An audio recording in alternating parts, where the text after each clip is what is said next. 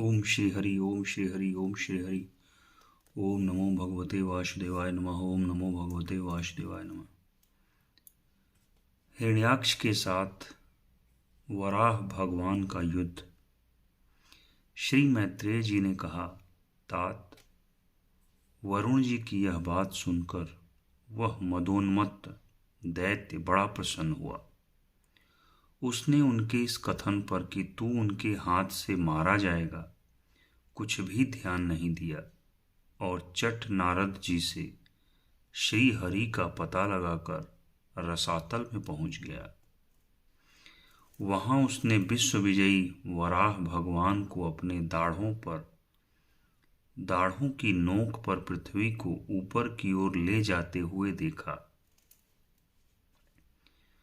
वे अपने लाल लाल चमकीले नेत्रों से उसके तेज को हरे लेते थे। उन्हें देखकर वह खिलखिलाकर हंस पड़ा और बोला, अरे, यह जंगली पशु यहां जल में कहां से आया? फिर वराह जी से कहा, अरे नासमझ, इधर आ, इस पृथ्वी को छोड़ दे। इसे विश्व विधाता ब्रह्मा जी ने हम रसातल वासियों के हवाले कर दिया है। रे सूकर रूपधारी सुराधम, मेरे देखते देखते तू इसे लेकर कुशल पूर्वक नहीं जा सकता। तू माया से लुक छिपकर ही दैत्यों को जीत लेता और मार डालता है। क्या इसी से हमारे शत्रुओं ने हमारा नाश कराने के लिए तुझे पाला है? मूढ़, तेरा बल तो योग माया ही है और कोई पुरुषार्थ तुझ में थोड़े ही है।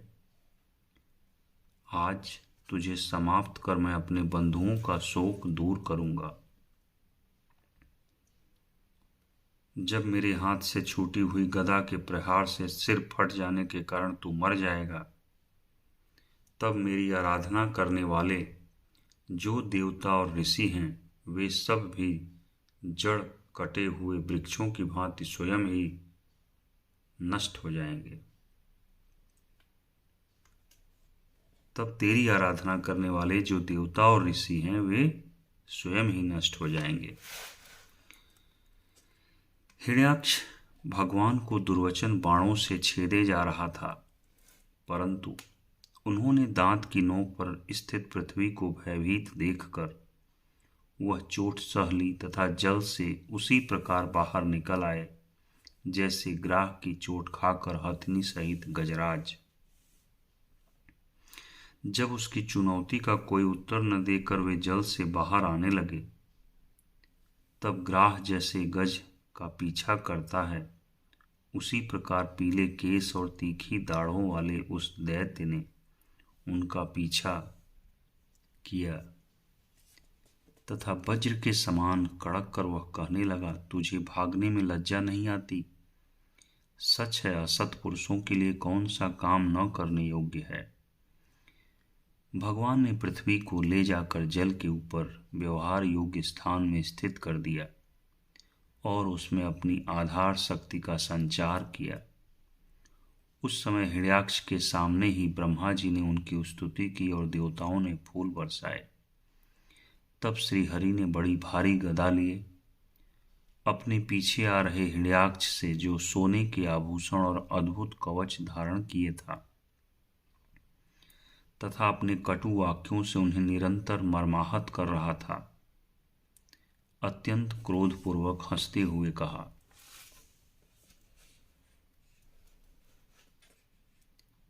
भगवान ने कहा, अरे सचमुच ही हम जंगली जीव हैं जो तुझ जैसे ग्राम सिंहों कुत्तों को ढूंढते फिरते हैं। दुष्ट वीर पुरुष तुझ जैसे मृत्यु पास में बंधे हुए अभागे जीवों की आत्म श्लाघा पर ध्यान नहीं देते।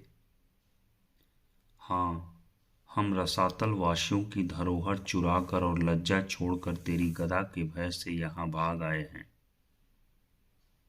हम में ऐसी सामर्थ्य ही कहाँ कि तेरे जैसे अद्वितीय वीर के सामने युद्ध में ठहर सकें।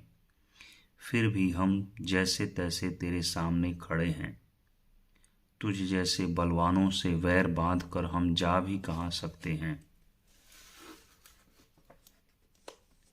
तू पैदल वीरों का सरदार है, इसलिए अब निशंक होकर उधेड़ बुन छोड़कर हमारा अनिष्ट करने का प्रयत्न कर और हमें मारकर अपने भाई बंधुओं के आंसू पोंछ। अब इसमें देर न कर। जो अपनी प्रतिज्ञा का पालन नहीं करता वह असभ्य है, भले आदमियों में बैठने लायक नहीं है। मैत्रेय जी कहते हैं, विदुर जी, जब भगवान ने रोष से उस दैत्य का इस प्रकार खूब उपहास और तिरस्कार किया, तब वह पकड़कर खिलाए जाते हुए सर्प के समान क्रोध से तिलमिला उठा। वह खींचकर लंबी लंबी सांसें लेने लगा। उसकी इंद्रियां क्रोध से क्षुब्ध हो उठी और उस दुष्ट दैत्य ने बड़े वेग से लपक कर भगवान पर गदा का प्रहार किया, किंतु भगवान ने अपनी छाती पर चलाई हुई शत्रु की गदा के प्रहार को कुछ टेढ़े होकर बचा लिया। ठीक वैसे ही जैसे योग सिद्ध पुरुष मृत्यु के आक्रमण से अपने को बचा लेते हैं। फिर जब वह क्रोध से होंठ चबाता अपनी गदा लेकर बार बार घुमाने लगा, तब श्रीहरि कुपित होकर बड़े वेग से उसकी ओर झपटे।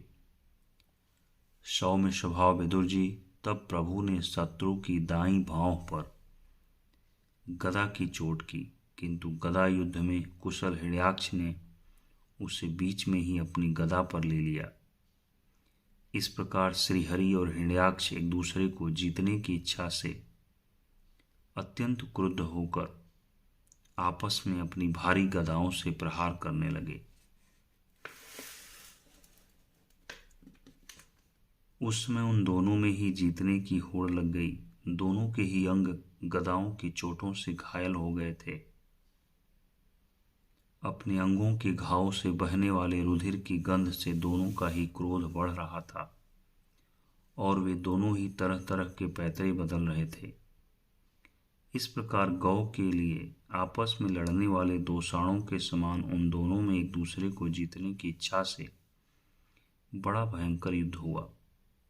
विदुर जी, जब इस प्रकार हिरण्याक्ष और माया से वराह रूप धारण करने वाले भगवान यज्ञ मूर्ति पृथ्वी के लिए द्वेष बांध कर युद्ध करने लगे, तब उसे देखने के लिए वहां ऋषियों के सहित ब्रह्मा जी आए।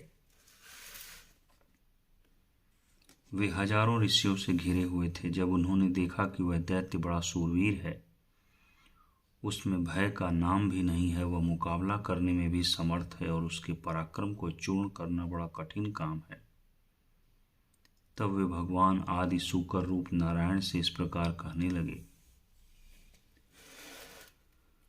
ब्रह्मा जी ने कहा, देव, मुझसे वर पाकर यह दुष्ट दैत्य बड़ा प्रबल हो गया है। इस समय आपके चरणों की शरण में रहने वाले देवताओं, ब्राह्मणों, गौओं तथा अन्य निरपराध जीवों की बहुत ही हानि पहुंचाने वाला, दुखदायी और भयप्रद हो रहा है। इसकी जोड़ का और कोई योद्धा नहीं है, इसलिए यह महाकंटक अपना मुकाबला करने वाले वीर की खोज में समस्त लोकों में घूम रहा है। यह दुष्ट बड़ा ही मायावी, घमंडी और निरंकुश है।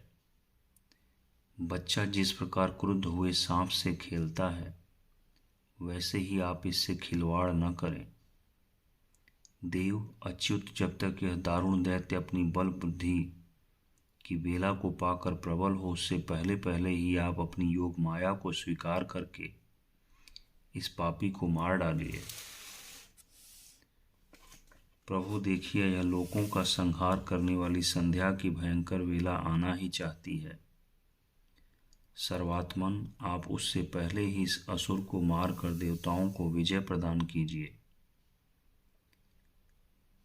इस समय अभिजित नामक मंगलमय मुहूर्त का भी योग आ गया है, अतः अपने सुहृद हम लोगों के कल्याण के लिए शीघ्र ही इस दुर्जय दैत्य से निपट लीजिए।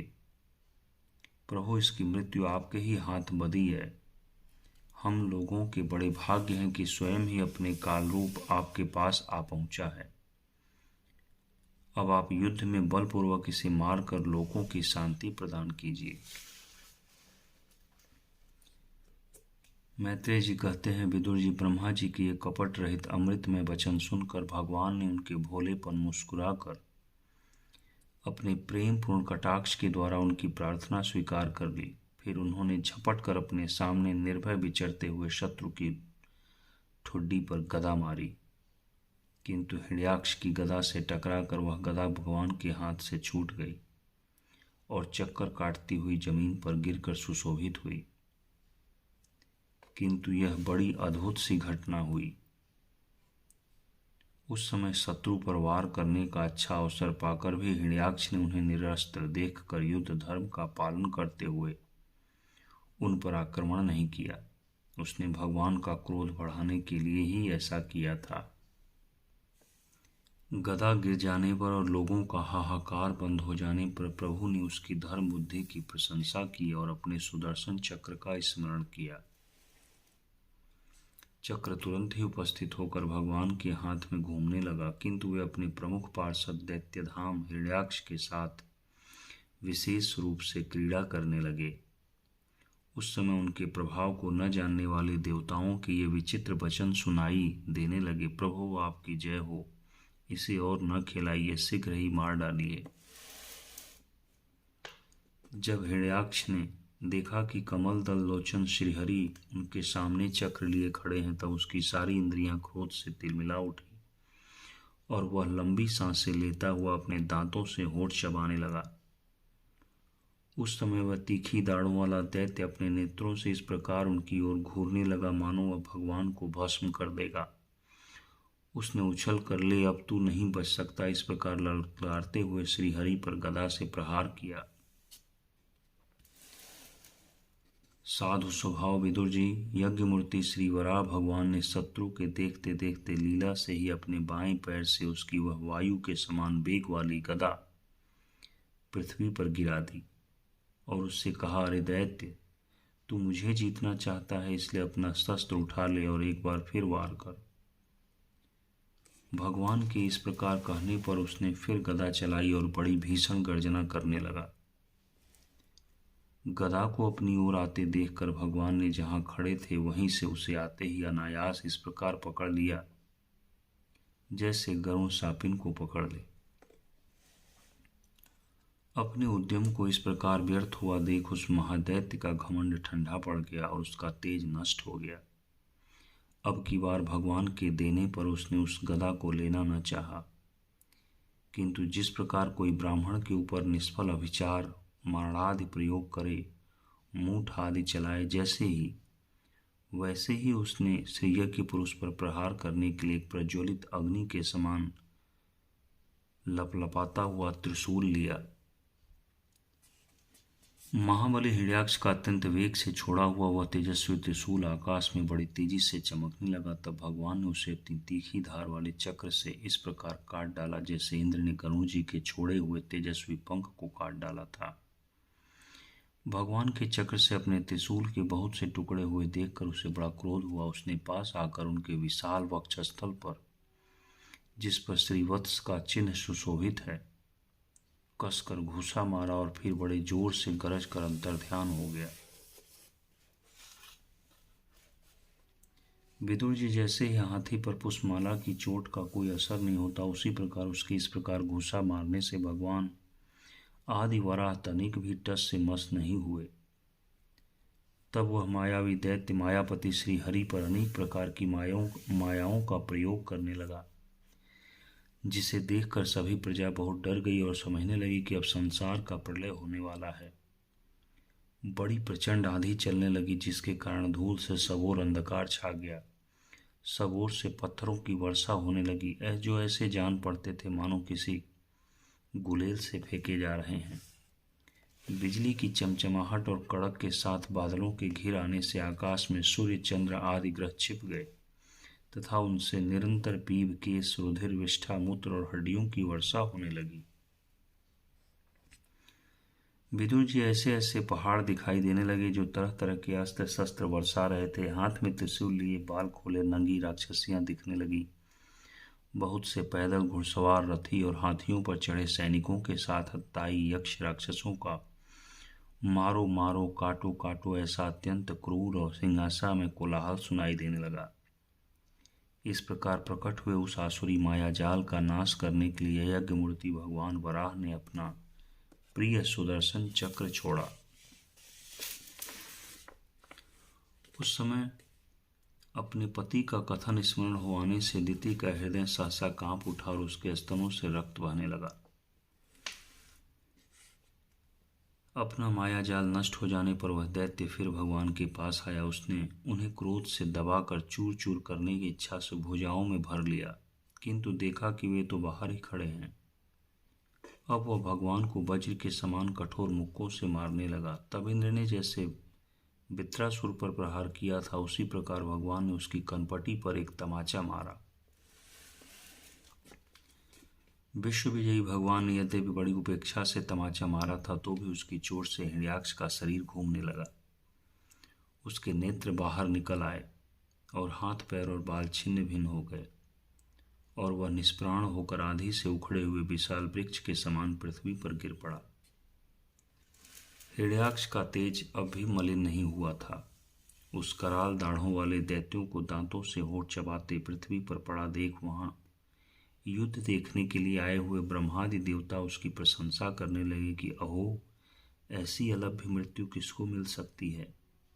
अपनी मिथ्या उपाधि से छूटने के लिए जिनका योगी जन समाधि योग के द्वारा एकांत में ध्यान करते हैं, उन्हीं के चरण प्रहार से उनका मुख देखते देखते इस दैत्यराज ने अपना शरीर त्यागा। ये हिरण्याक्ष और हिरण्यकशिपु भगवान के ही पार्षद हैं। इन्हें शापवश ये अधोगति प्राप्त हुई है। अब कुछ जन्मों में ये फिर अपने स्थान पर पहुंच जाएंगे।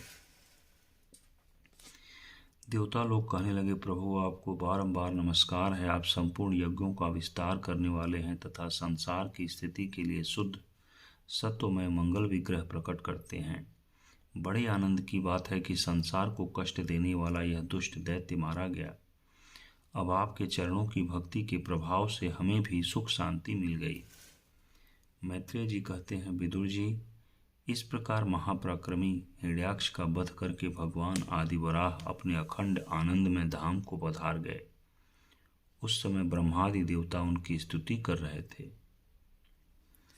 भगवान अवतार लेकर जैसी लीलाएं करते हैं और जिस प्रकार उन्होंने भीषण संग्राम में खिलौनों की भांति महापराक्रमी हिरण्याक्ष का वध कर डाला। मित्र विदुर जी, वह सब चरित्र जैसा मैंने गुरुमुख से सुना था तुम्हें सुना दिया।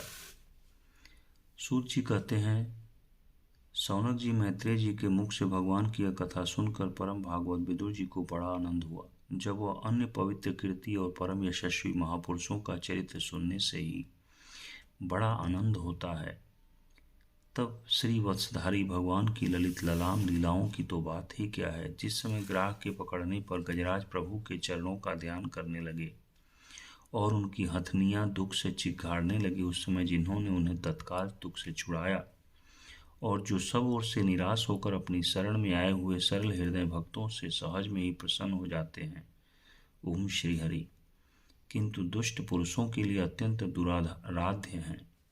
उन पर जल्दी प्रसन्न नहीं होते। उन प्रभु के उपकारों को जानने वाला ऐसा कौन पुरुष है जो उनका सेवन न करे। शौनकादि ऋषियों पृथ्वी का उद्धार करने के लिए वराह रूप धारण करने वाले श्री हरि की इस हिरण्याक्ष वध नामक परम अद्भुत लीला को जो पुरुष सुनता गाता अथवा अनुमोदन करता है, वह ब्रह्म हत्या जैसे घोर पाप से भी सहज में ही छूट जाता है। यह चरित्र अत्यंत पुण्यप्रद, परम पवित्र, धन और यश की प्राप्ति कराने वाला, आयुवर्धक और कामनाओं की पूर्ति करने वाला तथा युद्ध में प्राण और इंद्रियों की शक्ति बढ़ाने वाला है। जो लोग इसे सुनते हैं उन्हें अंत में श्री भगवान का आश्रय प्राप्त होता है। ओम श्री हरि। ओम नमो भगवते वासुदेवाय नमः।